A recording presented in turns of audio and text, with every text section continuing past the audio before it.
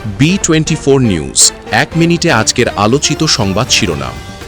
জ্বালানি সংকট মোকাবিলায় পরামর্শ প্রদানে সরকারি দলের 5 সদস্যের কমিটি ঘোষণা করেছেন সংসদ নেতা ও প্রধানমন্ত্রী তারেক রহমান।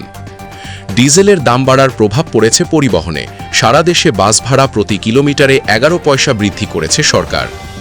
হজ মৌসুমে এখন পর্যন্ত 26,396 জন বাংলাদেশি সৌদি আরবে পৌঁছেছেন এবং সেখানে হজ পালন করতে গিয়ে আরও এক বাংলাদেশির মৃত্যুর খবর পাওয়া গেছে। রোববার শেষ হচ্ছে ইরান যুক্তরাষ্ট্র যুদ্ধবিরতি। কূটনৈতিক সমাধান না এলে মধ্যপ্রাচ্যে নতুন করে উত্তেজনা ও সংঘাতের শঙ্কা, বলছেন বিশ্লেষকরা।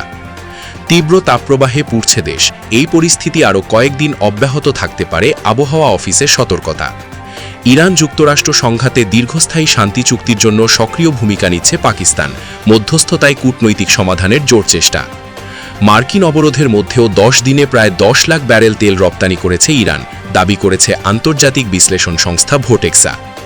বনানীতে পথচারীকে বাঁচাতে গিয়ে সড়ক বিভাজকে বাসের ধাক্কা, নিহত 2। এসএসসি পরীক্ষা কেন্দ্র পরিদর্শন করে শিক্ষার্থীদের খোঁজখবর নেন জামায়াত আমির ডাক্তার শফিকুর রহমান। পরীক্ষার সুষ্ঠু পরিবেশ নিশ্চিতের আহ্বান জানান তিনি। লোডশেডিং করতে বাধ্য হচ্ছি, সংসদে বললেন বিদ্যুৎ, জ্বালানি ও খনিজ সম্পদ প্রতিমন্ত্রী অনিন্দ ইসলাম অমিত। এই ধরনের আরও ভিডিও পেতে এখনই আমাদের চ্যানেলটিকে লাইক, শেয়ার ও সাবস্ক্রাইব করে আমাদের পাশে থাকুন। ধন্যবাদ। B24 news multimedia desk.